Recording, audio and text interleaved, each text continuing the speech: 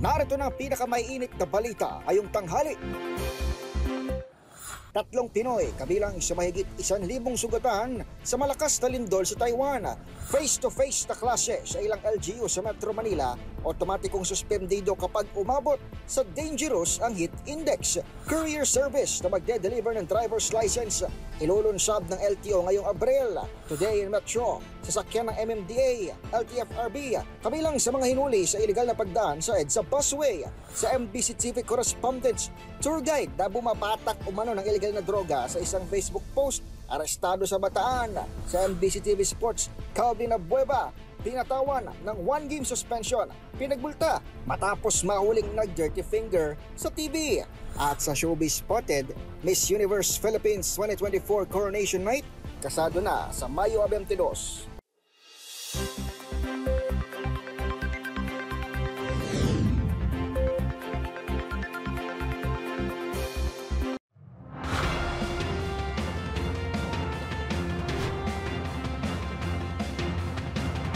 Bawat balita, makabuluhan. Bawat kwento, makapangyarihan. Boses ng Pilipino para sa Pilipino. Live mula sa MBC TV Studio. MBC TV Network News.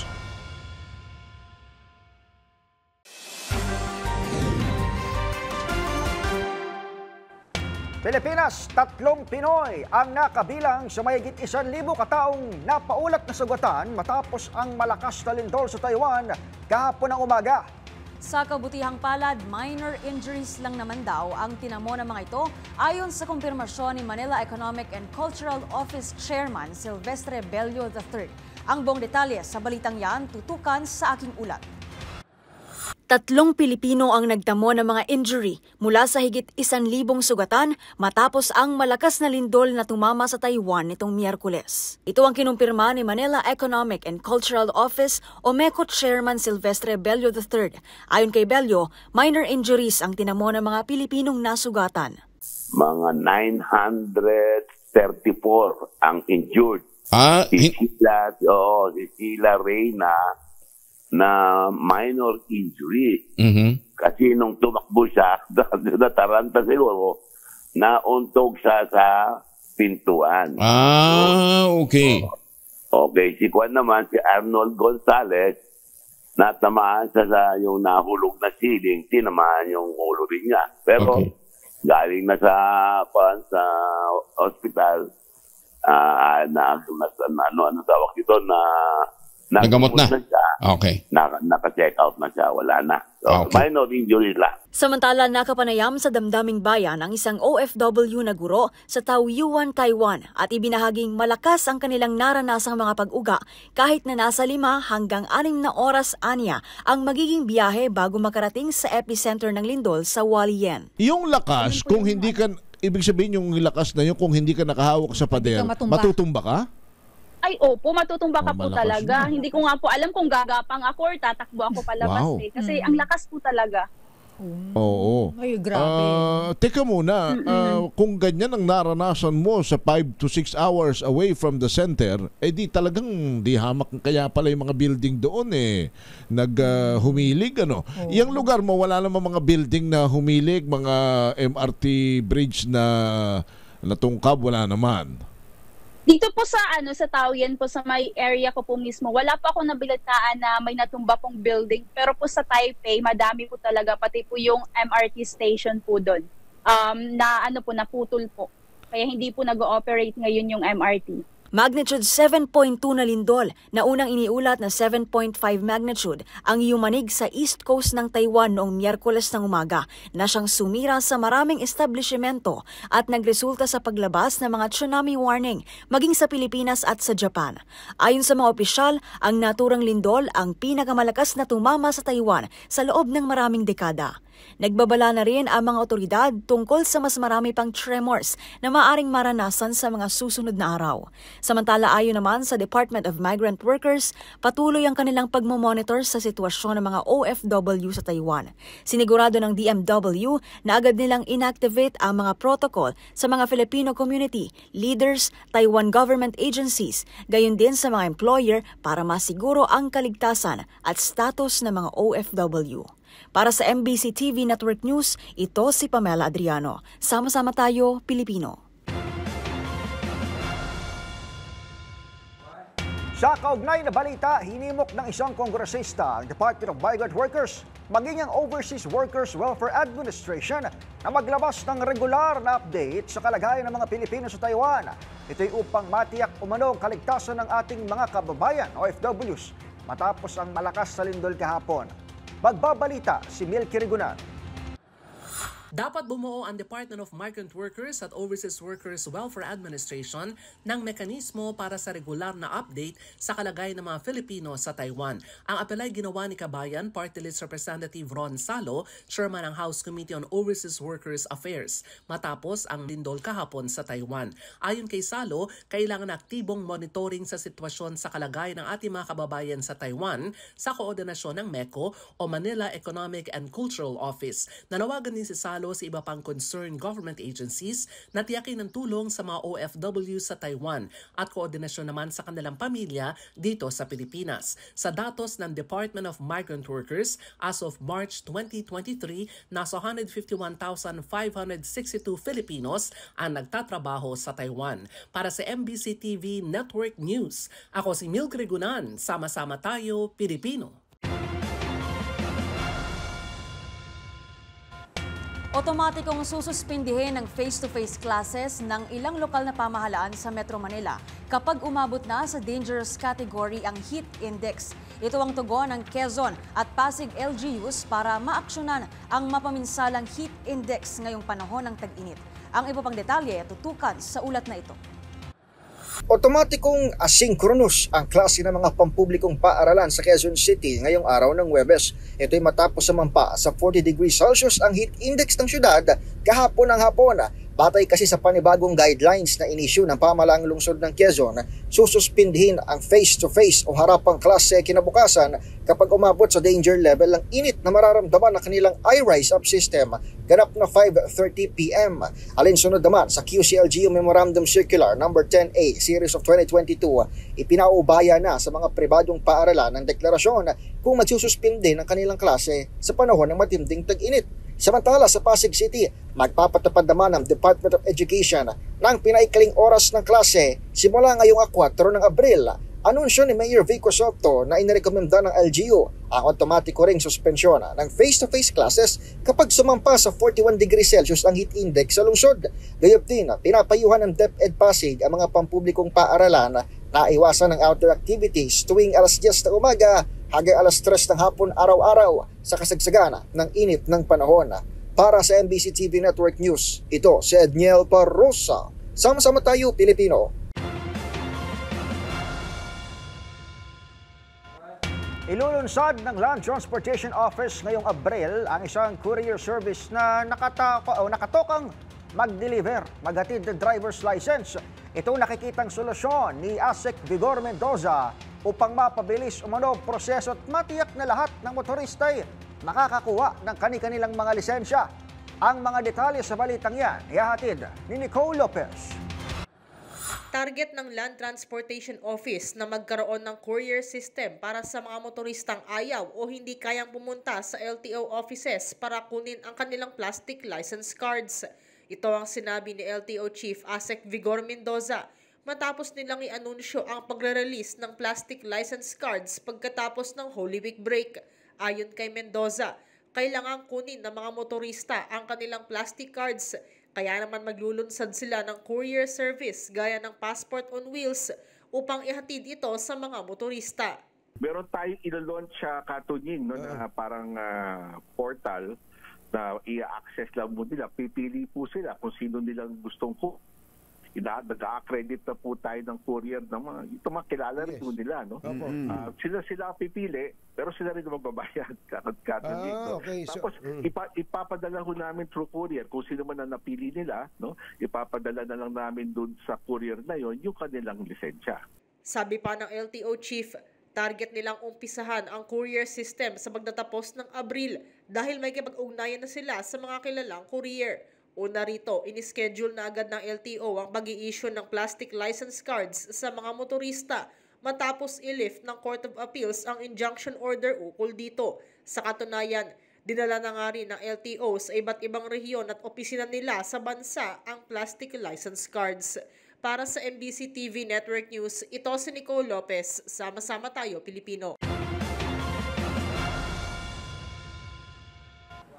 Samantala, pinahahanapan ng solusyon ni Pangulong Bongbong Marcos ang matinding traffic sa Metro Manila.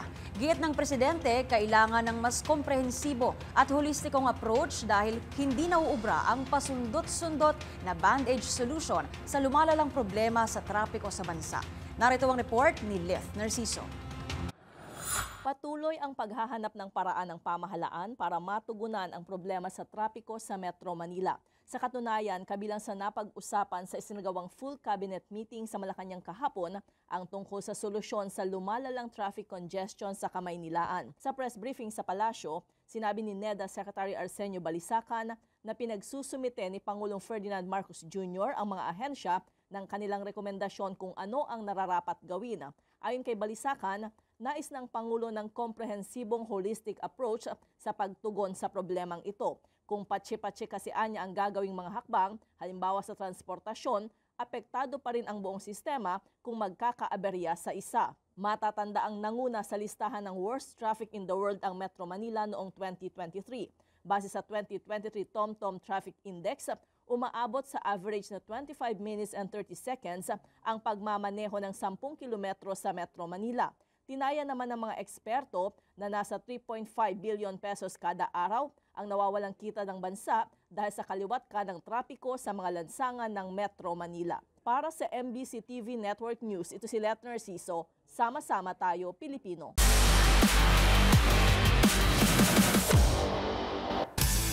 Sa mundo ng basketball, muling gumawa ng ingay ang Magnolia forward na si Calvin Abueva matapos itong suspendihin at pagmultahin dahil sa inakto nito noong nagdaang laban nila kontra Ginebra. Ang manlalaro kasi ng dirty finger ng isang fan. Ang buong detalye tutukan sa report na ito. Pinatawa ng one-game suspension at multang nasa 20,000 piso ang Magnolia forward na si Calvin Abueva matapos itong mahuling nag-dirty finger sa isang fan sa naging laban nila kontra Barangay Ginebra noong linggo. Sa dulo ng first quarter nangyari ang insidente kung saan nahuli sa kamera na tila ginawa ni Abueva ang nasabing inappropriate hand gestures matapos siyang murahin ng isang fan na siya namang inamin ng manlalaro matapos pagpaliwanagin ni PBA Commissioner Willie Marcial. Humingi naman dawagan ng tawad si Abueva pero paalala ni Marcial na sa oras na maulit ito, karagdagang suspensyon at multa ang naghihintay sa basketball veteran. Payo naman ni Commissioner sa 6'2" forward, sa mga ganitong klaseng insidente, related man sa basketball o hindi, palaging dumulog sa referees o sa PBA officials para sila ang gumawa ng aksyon. Dahil dito, hindi makapaglalaro si Abueva sa laban ng Magnolia kontra NLEX Road Warriors sa Sabado.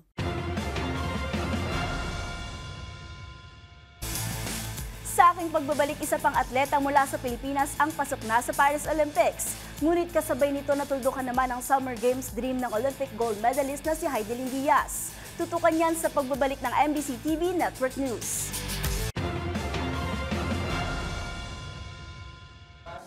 Narito mga balitang dapat niyong abangan. Utang ng Pilipinas sumampa na sa record high na 15.18 trillion pesos nitong Pebrero. Sasakyan ng MMDA, LTFRB, kabilang sa hinuli sa iligal na pagdaan sa EDSA busway. Sa MBC TV Sports, Pinay weightlifter Elrin Ando balik Olympics. Heidelin Diaz bigong makapasok sa Summer Games. At sa Showbiz Spotted, Miss Universe Philippines 2024 Coronation Night, kasado na sa May 22. Lahat ng yan sa pagbabalik ng MBC TV Network News.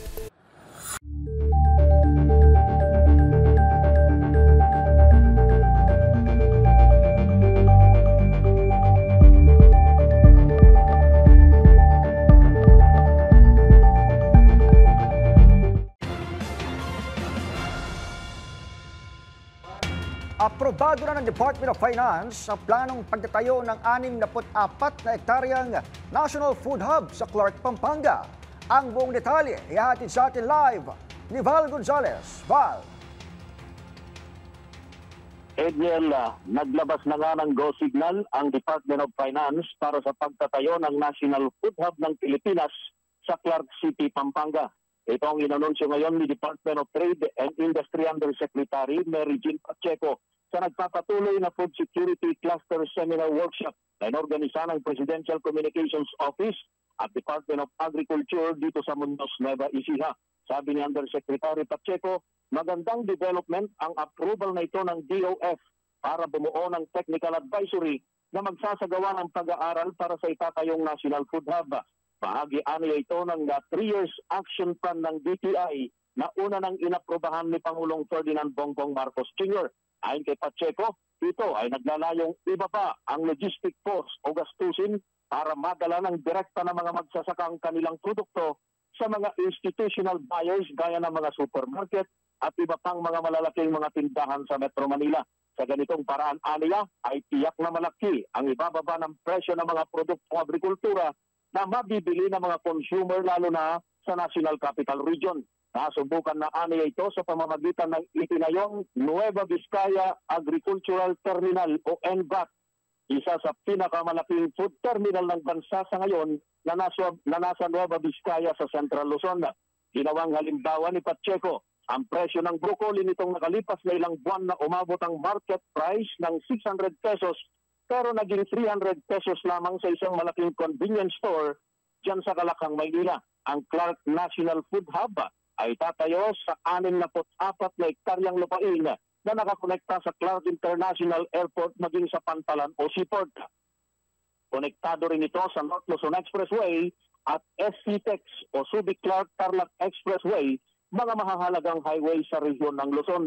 Magiging madali na niya ang pagka-transport dito ng produkto maging ng mga galing sa iba't iba pang mga rehiyon mula sa Visayas maging sa Mindanao. Metro Manila ang focus ng Clark National Food Hub dahil nandito ang pinakamalaking consumer sa bansa, pero target na rin ang pagtatayo ng kahalintunad dito sa Butuan sa Mindanao at isa pa sa Visayas Region. Kung masusunod ang timeline ay may sasagawa ang groundbreaking ng Public-Private Partnership Program na ito sa 2026. Bukod sa DTI at Department of Agriculture, kabilang din sa una ng pumirma ng Memorandum of Understanding o MOU para sa programa ang Clark International Airport Corporation o SIAC. Mula rito sa Philippine Rice Research o PhilRice dito sa Muñoz City, sa Nueva Ecija, para sa MBC TV Network News. Ako naman, Val Gonzales, sama-sama tayo, Pilipino. Maraming salamat. Nagbabalita ng live si Val Gonzales.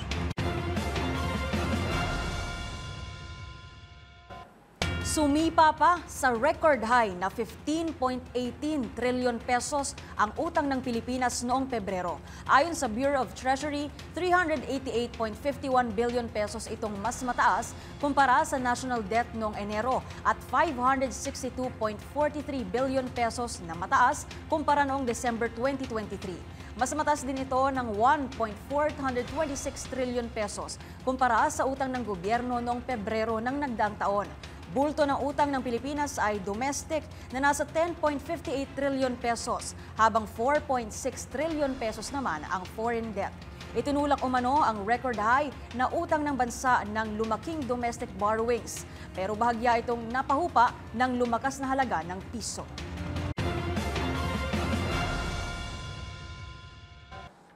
Dismayadong ilang senador sa umano'y kapalpakan ng Department of Environment and Natural Resources sa pagbabantay ng mga protected areas sa bansa. Hinaing na Senator Nancy Binay, hindi na nga nagampanan ang kagawaran ng kanilang tungkulin ng maayos. Nakapanlulumo palalo ang ipinataw nilang multa sa mga nagtayo ng mga ilegal na istruktura na aabot lamang sa halagang 50,000 pesos. Pakinggan natin ang report ni Raymond Adbas. Dismayado ang mga senador sa kabiguan ng Department of Environment and Natural Resources o DNR na mabantayan ng mga idineklara ng mga protected areas sa bansa. Sa hearing ng Senado hinggil sa mga strukturang itinayo sa Chocolate Hill sa Bohol at Mount Apo National Park sa Mindanao, nabulgar na wala man lang kahit isang inimbestigahan at kinasuhan ng DNR sa kanilang mga tauhan at ganoon din ang mga violators.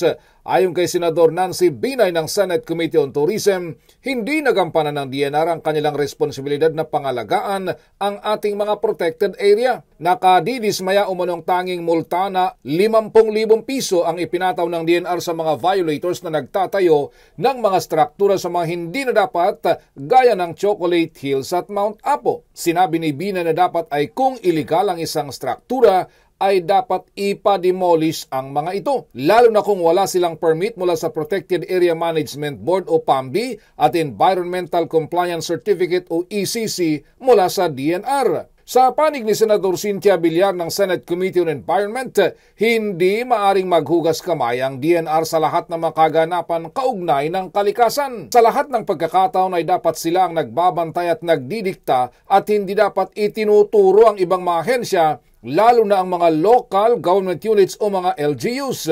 Sinabi ni Villar na kailangan lang ay panindigan ng mga ito ang kanilang responsibilidad at tungkulin bilang tagapangalaga ng kalikasan, partikular na sa mga legislated protected area gaya ng Chocolate Hills sa Bohol at Mount Apo National Park sa Mindanao. Para sa MBC TV Network News, ito si Raymond Dadpas, sama-sama tayo Pilipino.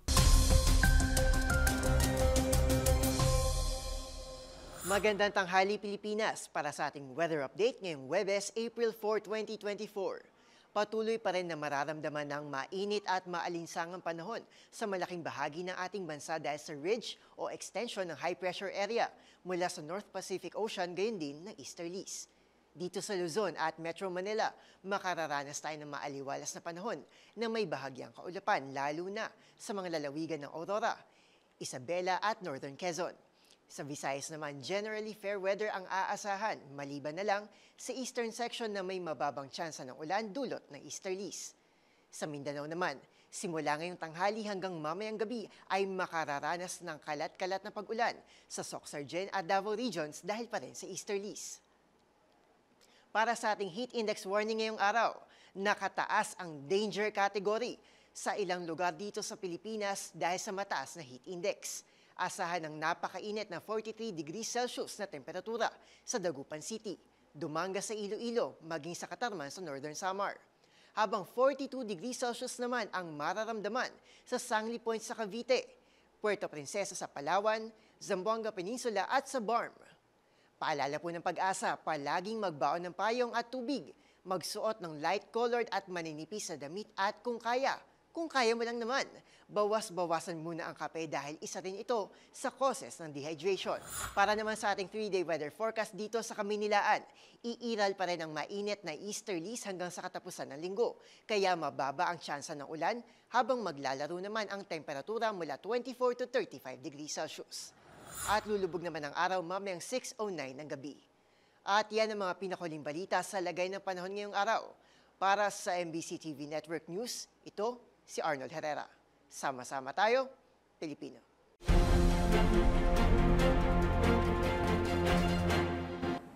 Kabilang ang sasakyan ng MMDA at LTFRB sa mga hinuli sa umano'y iligal na pagdaan sa EDSA busway.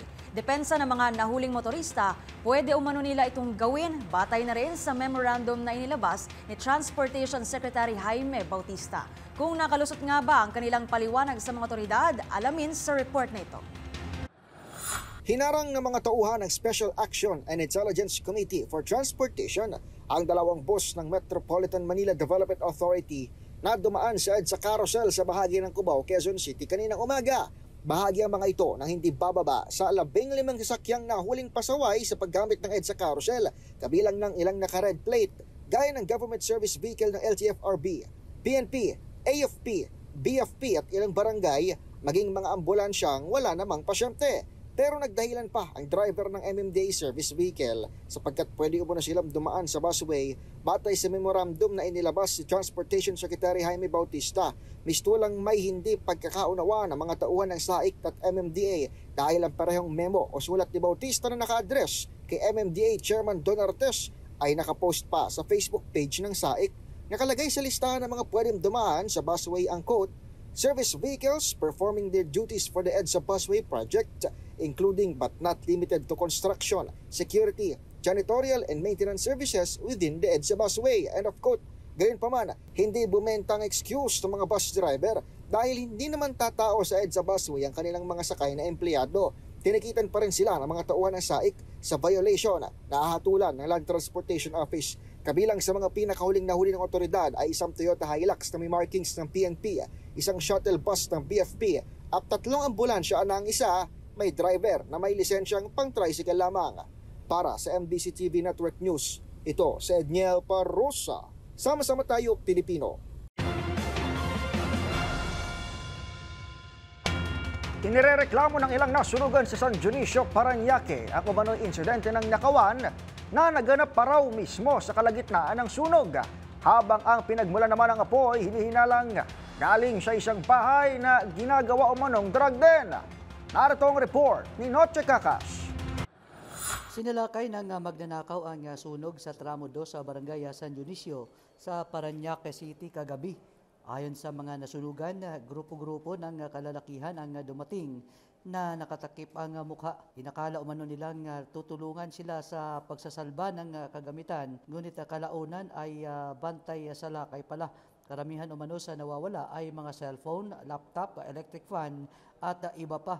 Maski pa daw ang mga hindi nasunog ng bahay ay nawalan rin ng gamit dahil tumutulong sa mga bombero, ngunit pagnanakaw pala ang pakay. Samantala, iminungkahi ng mga nasunugan kay Barangay San Dionisio Chairwoman Eva Olivares na huwag nang pahintulutan na makapagpatayo muli ng bahay ang isang alias Joseph.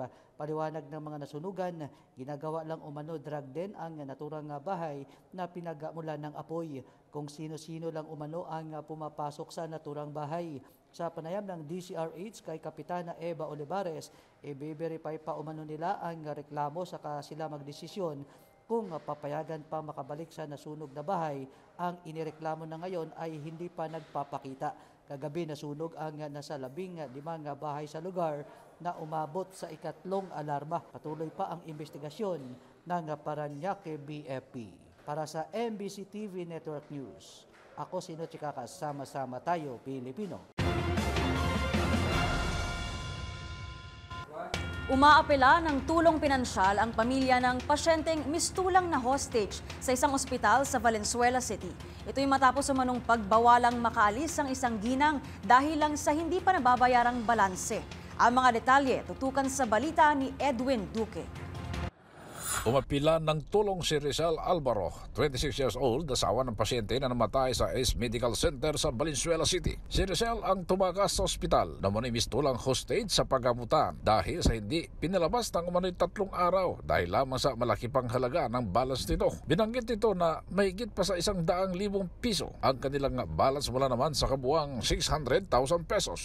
Napilitang tumakas nito para lamang maipalibing ang kanyang asawa na nooy nasa loob pa siya ng hospital. Nabatid na tinulungan sila ni Mayor Wes Gatchalian na sampa ng kasong serious illegal detention at slight illegal detention kasamang isa pang biktima ang paggamutan at ang security dahil sa umano'y palit o scam. Una nang sinabi kahapon ni Mayor Wes Gatchalian na nais nitong buwagin ang ganitong estilo ng ilang private hospital na ayaw palabasin ang pasyente kapag may mga balance pa ito na nauwi minsan sa pagtaas ng bayarin habang sila ay iniipit sa loob ng paggamutan. Samantala, nagpaabot na rin ng tulong ang 2x2 sa DCRH para sa pinansyal na makatulong sa biktima na mabayaran ang ilang bahagi ng kabuang balance nito sa paggamutan. Para sa MBC TV Network News, ako si Edwin Duque, sama-sama tayo Pilipino.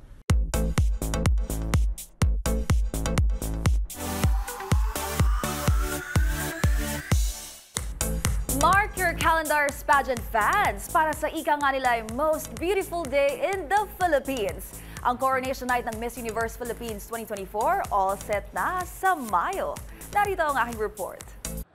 Kasado na sa May 22 ang coronation night ng Miss Universe Philippines 2024. Ang tagisa ng ganda, galing at talino nakatakdang ganapin sa SM Mall of Asia Arena. Mula nang inilabas ang listahan ng mga kandidata noong Enero, mas nakilala pa ng pageant fans ang mga nagagandahang dilag sa pamamagitan ng kanilang introduction and her story videos. May ilang candidates din na siyang kinatawan ng Filipino communities abroad. Sa ngayon, wala pang anunsyo ang MUPH organization tungkol sa schedule ng iba pang aktibidad gaya ng preliminary at national costume competitions.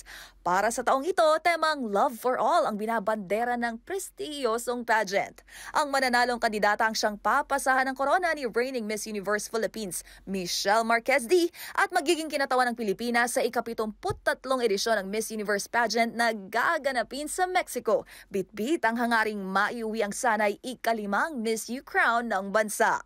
Taong 1969 unang nasungkit ng pambato ng Pilipinas sa si Gloria Diaz ang titulo bilang Miss Universe, na sinundan ni Margie Moran noong 1973.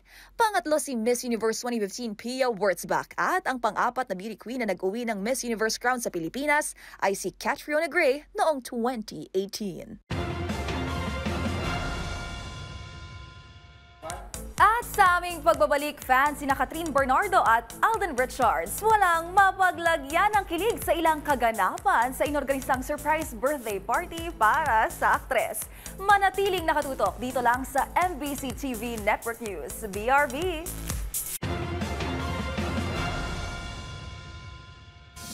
Narito pa ang mga balitang dapat ninyong abangan. Davao Police Chief nanawagan kay Pastor Apollo Kibuloy na lumutang na at harapin ang kaso. Tour guide na bumabatak umano ng ilegal na droga sa isang Facebook post, arestado sa Bataan. Sa MBC TV Sports, Pinay weightlifter Elrin Ando balik Olympics. Heidelin Diaz bigo namang makapasok sa Summer Games. Showbiz spotted Alden Richards. Sinorpresa si Catherine Bernardo ng bouquet of roses. #CatDen trending. At sa hoy, bawal yan, mga insidente ng banggaan, balikan, parusa sa drunk driving, alamin. Lahat ng yan sa pagbabalik ng MBC TV Network News.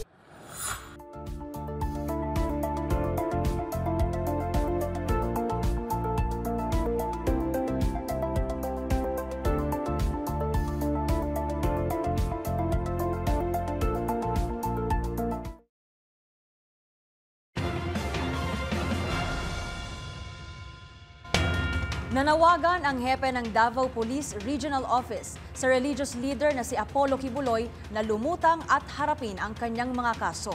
Ito ang naging pahayag sa DZRH ni Brigadier General Alden Delvo, Director ng Pro Davao, kasunod ng isinilbi nilang warrant of arrest sa kampo ni Kibuloy kahapon.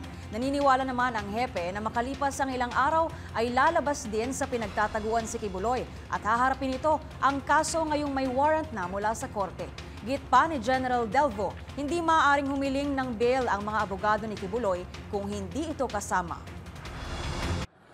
Pastor, you have your lawyers naman and magkakilala din tayo. So I believe, Pastor, that you will be coming out in the open in a few days to process this. And ang aking lang hiling, yung mga followers natin, Pastor, ay yun, pakalmain lang natin and then let the process of law take its due course.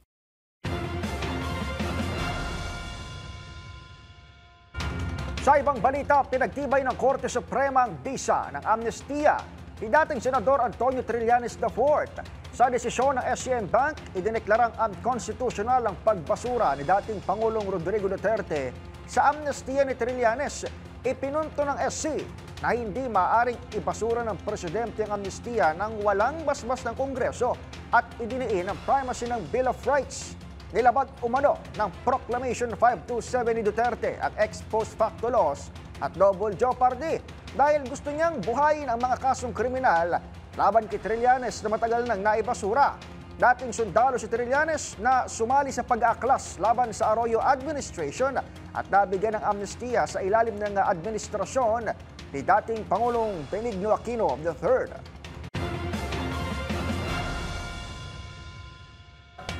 Inatasan ni Pangulong Bongbong Marcos ang ilang ahensya na tulungan ang mga magsasakang apektado ng El Nino at La Nina phenomenon. Paniwala ng Pangulo, mas mapapadali ang pag-alalay sa farming industry sa pamamagitan ng whole-of-government approach. Ang buong detalye alamin sa aking ulat. Inatasan ni Pangulong Bongbong Marcos ang ilang ahensya kabilang na ang Department of Agriculture para alalayan ang mga magsasakang apektado ng El Nino at La Nina sa pamamagitan ng whole-of-government approach. Sa pahayag ng Presidential Communications Office o PCO, sinabing binigyan na ng Pangulo ng mga direktiba ang mga ahensyang responsable sa monitoring ng epekto ng dalawang fenomena para masiguro ang kaligtasan ng publiko. Ayon sa PCO, inatasan ng DA na makipag-ugnayan sa Philippine Crop Insurance Corporation para masigurong ang pinansyal na ayuda ay naibibigay agad sa mga magsasaka. Samantala, inatasan naman ang Department of Environment and Natural Resources na kunin ang datos sa parehong water oversupply at undersupply situations. Pinaghahandaan na rin ang Pag-asa ang La Nina kung saan mas malamig ang panahon at mas marami ang mga pag-ulan, lalo na't base sa Weather Bureau ay may mga senyales na ng paghina ng El Nino. Para sa MBC TV Network News, ito si Pamela Adriano. Sama-sama tayo, Pilipino.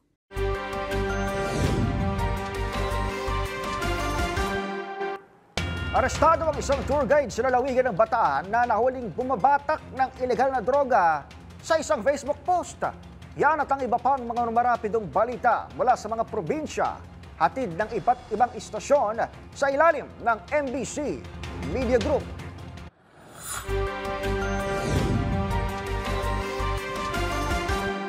Dahil sa aktual na paggamit ng droga na nakapost sa Facebook, ang naging daan ng pagkakaaresto ng isang tour guide sa Barangay Poblacion, Morong Bataan, ang suspect na naaresto ng mga tauhan ni Morong Chief of Police Captain Carlito Buco Jr. kagabi ay edad 47 anyos na isang tour guide na presidente ng nabanggit na barangay. Sa report, binibidyo ng suspect ang kanyang sarili alas 9:30 kagabi habang gumagamit ito ng shabu na maraming nakakita at itinuro naman sa mga pulis ang lugar na naging daan at naaktuhan ito at inaresto. Sinabi ng suspect, ginawa niya ang pagbibidyo sa kanyang sarili para inisin ang kanyang mga kaanak dahil puro hinala lamang sila na gumagamit siya ng droga, kaya ito ang mabisang paraan para may ebidensya sila. Nakumpiska sa suspect ang nasa 0.20 gramo ng shabu na nagkakalaga ito sa 1,200 piso at mga drug paraphernalia. Dinala ito sa Morong PNP Station at naharap ito ngayon sa kasong paglabag sa Section 11 at 15 ng Article 2 ng Republic Act 9165. Para sa MBC TV Network News, ito si Danny Kumilang. Sama-sama tayo, Pilipino! Balita mula sa Bicol. Kalaboso ngayon ang manoy tagagawa ng pampasabog ng rebelding NPA sa Albay sa sinagawang operasyon ng PMP ng Philippine Army sa Barangay Matanglad sa Piudaran sa lalawigan ng Albay. Kinalala ang naresto na si alias Domeng, 67 years old at aktibong miyembro ng Comprov 2011 ng rebelding NPA. Ayon sa report, nagsagawa ng follow-up operation ng mga otoridad kung saan ito ay nangyari sa enkwentro nang bigla umanitong tumakbo ang lalaki. Hinabol ito ng mga otoridad kung saan naabot nitong pumasok sa isang bahay. Dito ito na corner.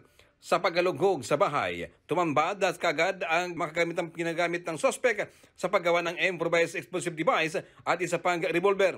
Maharap ngayon sa patong-patong na kaso ang naturang rebelde. Para sa MBC TV Network News, Ruel Saldico, sama-sama tayo, Pilipino! Nasa kustodiya ngayon ng Bolinao Police Station ang top 2 most wanted person municipal level na kinilalang si Alex Samonte Ballesteros. Binata, 30 anyos, mangingisda at residente ng Barangay Luciente First ng nasabing bayan matapos itong maaresto alas 6 ng gabi sa kanilang barangay. Sa ulat ni Bolinao Chief of Police Lieutenant Colonel Radino Vili, ang pagka-aresto sa suspect ay sa bisa ng warrant of arrest na pinalabas ng RTC Branch 55 Alamino City na may petsang March 20, 2024 sa kasong rape kung saan walang ipinagkalob na piyansang hukuman para sa kanyang pansamantalang kalayaan. Sa ngayon ay hinihintay na lamang ng Bolinao PNP ang commitment order ng korte upang mailipat ito sa BGNP. Para sa MBC TV Network News, ito si Freddy Fajardo. Sama-sama tayo, Pilipino.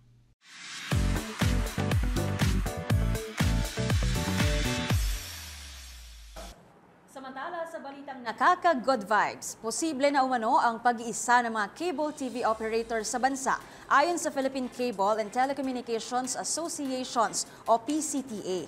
Dahil yan sa partnership ng ahensya sa isang Japanese company na tumulong upang matupad ang plano ng PCTA 6 na taon na ang nakakaraan. Ang mga detalye tutukan sa report ni Rovic Manuel.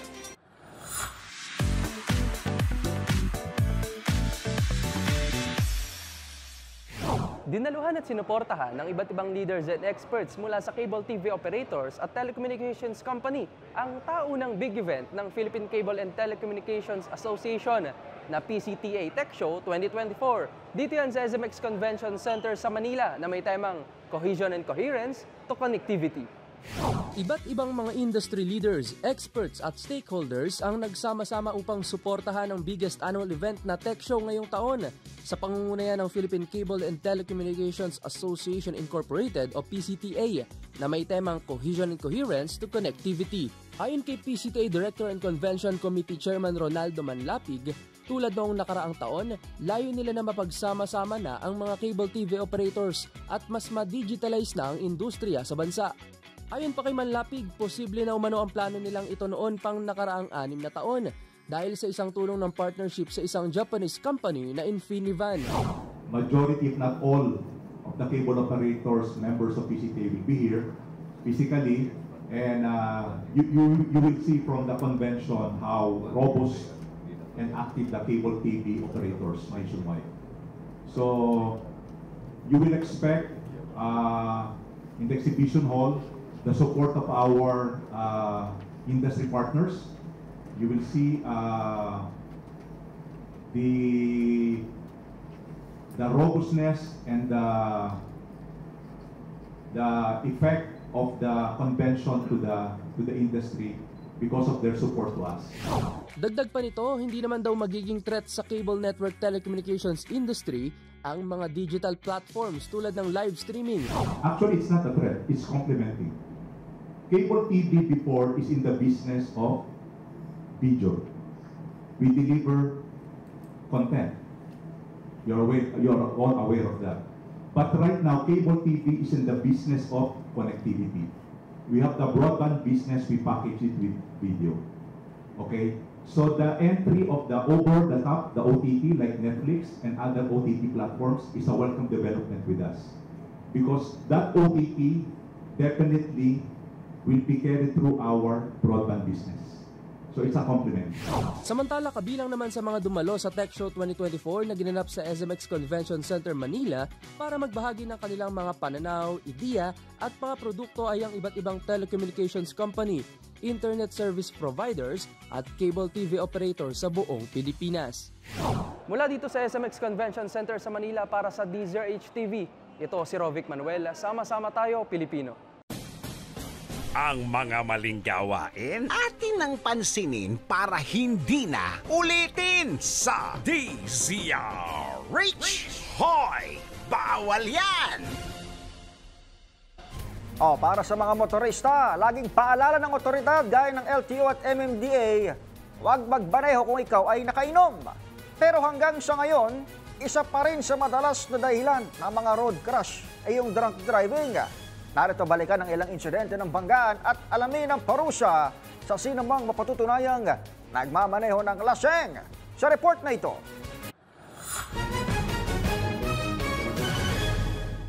Sa pool sa CCTV footage na ito kung paanong nagsalpukan ng isang cement mixer truck at kotse sa isang intersection sa Caloocan City. Sa video naman na ito, kuhang-kuha ang papatawid na motor at ang pagsalpok dito ng isang truck. Bukod sa overspeeding, overtaking at mga mechanical defect, isa ang drunk driving sa mga dahilan ng aksidente sa daan. At nakasaad sa Section 12 ng Republic Act 10586 o Anti-Drunk and Drug Driving Act of 2013 kung nagresulta sa physical injuries ang pagmamaneho ng lasing o paggamit ng illegal na droga, pagmumultahin ng salarin ng 100,000 pesos hanggang 200,000 pesos. Kung nagresulta naman sa homicide, pagbabayarin ang may sala ng 300,000 hanggang 500,000 pesos. Kukumpiskahin at mapapawalang bisa ang professional driver's license sa unang beses pa lamang na mahuli ang salarin. Kung mayroon pa kayong nahuling ipinagbabawal na akto o kaya naman ay mayroon kayong reklamo, itag nyo kami sa DZRH. Hoy, bawal yan! Ang mga maling gawain atin nang pansinin para hindi na ulitin sa DZRH. Hoy, bawal yan!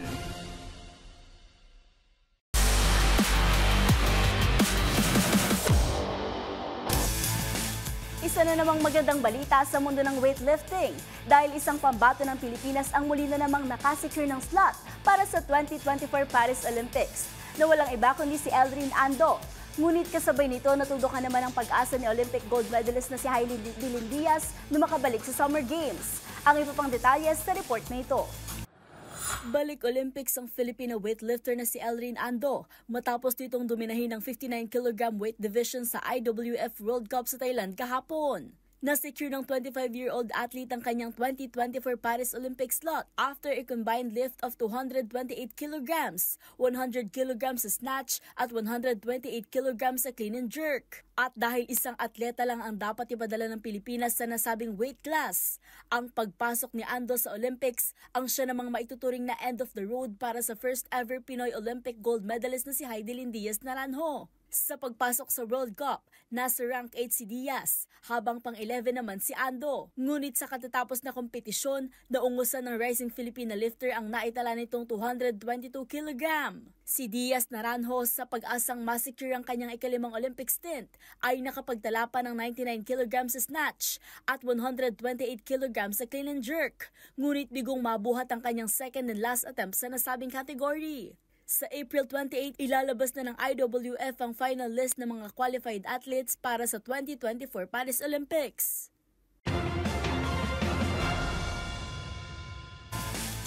At yan ang mga latest updates sa mundo ng sports. Para sa MBC TV Network News, ito si Mili Borjas, sama-sama tayo, Pilipino.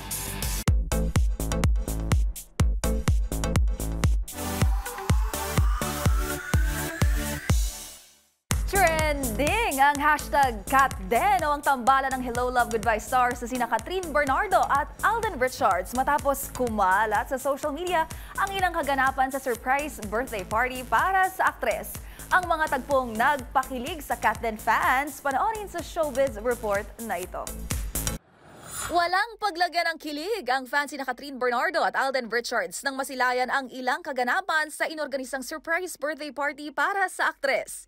Sa kuhang video ng celebrity stylist na si Boop Yap, mala Prince Charming ang arrive ni Alden Richards bitbit ang isang bouquet of red roses at gift mula sa French luxury house Baccarat para kay Kath. Pero ang isa pang lalong nagpakilig sa puso ng CatDen fans ay ang closeness ng on-screen love team sa kuhang video ng creative director na si Earl Semitara habang sila ay nagpapa-picture. Agad namang nag-trending sa social media ang hashtag CatDen. Taong 2019 nang unang magtambal ang dalawa sa hit romance drama film na Hello Love Goodbye. Una rito sa pamamagitan ng isang beach party sa El Nido, Palawan, sinelebrate ni Catherine ang kanyang 28th birthday kung saan present din si Alden na may duet performance pa kasama ang aktres na si Kakay Bautista sa kantang Bakit Ngayon Ka Lang para sa Birthday Girl. Bakit ngayon tumating? Happy birthday, Kat! Di ko ginagawa ito.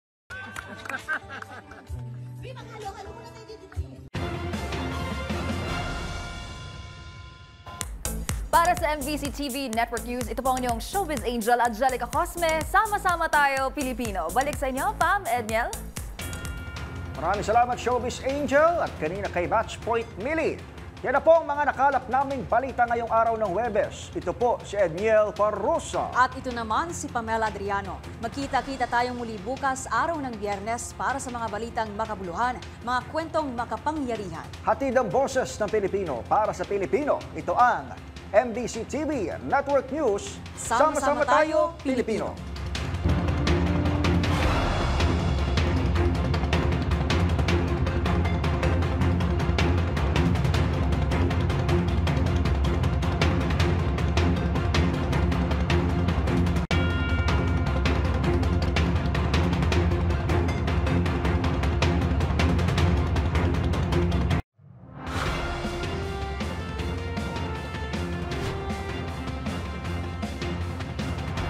Bawat balita, makabuluhan.